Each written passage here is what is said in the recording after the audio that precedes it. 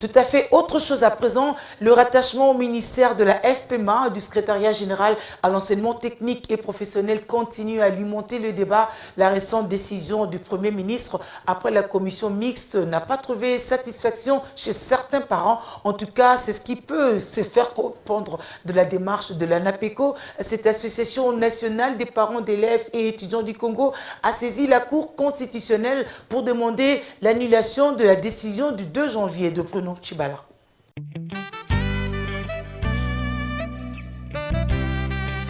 Encore des vagues dans le conflit entre le ministère de l'enseignement primaire, secondaire et professionnel et celui de la formation professionnelle, métier et artisanat.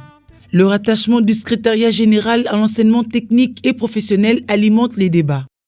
Et cette fois, ce sont les parents qui s'en mêlent.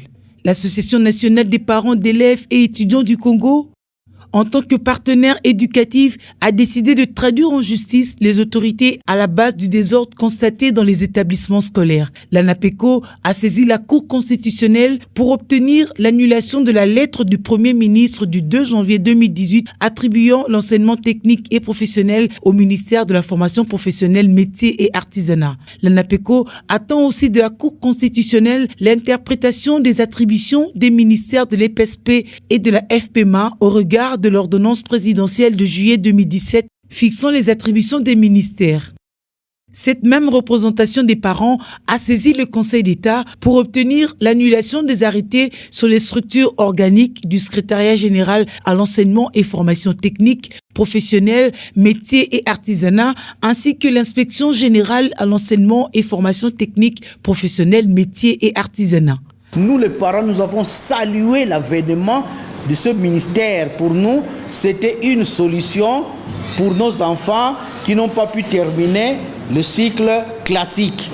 Et donc, c'était l'occasion pour qu'ils soient récupérés et pour qu'ils aient une formation spécifique débouchant sur des métiers. C'est ça même la dénomination de leur ministère. Mais voilà, on fait autre chose. Nous le déplorons et nous n'allons pas nous laisser faire parce que le Premier ministre passera. Tous ces ministres passeront. Mais l'école de nos enfants restera. Et nous, parents, nous resterons toujours premiers partenaires de l'État en matière de l'éducation. La justice dira le droit et nous y veillerons. Le président de l'ANAPECO, qui craint une paralysie du système éducatif à la suite de ce conflit, appelle le ministère de la formation professionnelle, métier et artisanat à s'en tenir à sa mission principale, l'éducation non formelle.